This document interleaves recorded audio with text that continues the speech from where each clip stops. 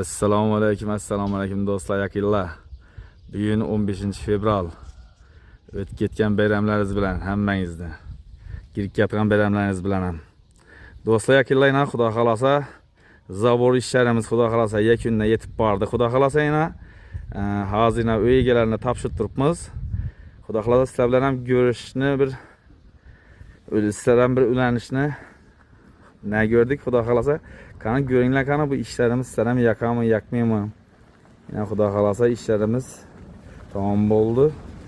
Uygasini topshirdi xudo xolasa bu ishlarimizni. Xudo xolasa Sancho. Harma.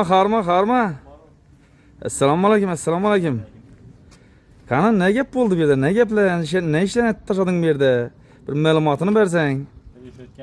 Ötken nelerimizde videolarımızda məlumatlarını vererek profillerini, kanallarını hem mesajını ait verdik. Yine indi bu bitiş görünüşü. Aha. Bu fikirlerde onları bile. Malades. Acayip. Açık beklentir. Yan başta darvaza yürüden darvaza oldu. Ha, yan başında darvaza ha? Şunda bir de içi darvaza oldu indi şunda Sancho. 3 darvaza. İkisi açıp beklenedi onun. Birisi yürüdü on darvaza ha? Malades. Uyga şad mı? Ha? Özünden de soruyoruz ha? Navadesa der. Meşrubata. O kaçaman koyaman denen gapni koyun. Buna köp insanlar havas kılады. Bizler hem şimdi kıldırsak, şimdi işlerini kıldırsak da köp insan beraber yazadı beraber tiyene komentariyani. Negatif yazadı. Lekin havas kılganlar beraber yaxşı fikrini bildirip oturады. Qani ne yapsız Meşrubata? Bu Allah'dan könül şad mı? Hele gözünüz dert görmesin. Avan. Buradan köngül şad. Ha. Köngülümdeyden hem ziyade teteyip düzüp dileyin. Ben bizim günde işte. Avan. İşten kal ölüm mü? Avan. Rahmet. Hele gözünüz dert görmesin. Malades. Çağınızın bahtına tahtına siyen geçti. İbrahim Akkan'ın geldi. Sağ olasla. Hazret Doğut hem muhak yarınız olar. Rahmet. Günler apam şad mı? Şunu aytın. Şad. Malades. Sonra botup mahır. Hava. Malades.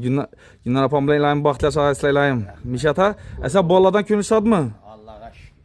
Esa bir paytanı berin esa. Aytın paytanı. Umuş hele gözünüz dert görme. Hazret Doğut hem muhak yarınız olar. İlayim. Ailenizle baxt olaysa ballarınızı bahtına tahtına sevingesi oğullarınızı öğlendirip kızlarınızı çıkarıp oturganda bir yerlikte katnaşıp oturalım. İlayim.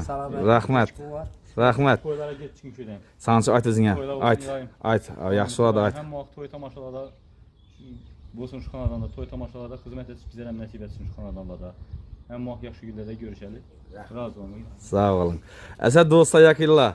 İşlerimiz yaxsa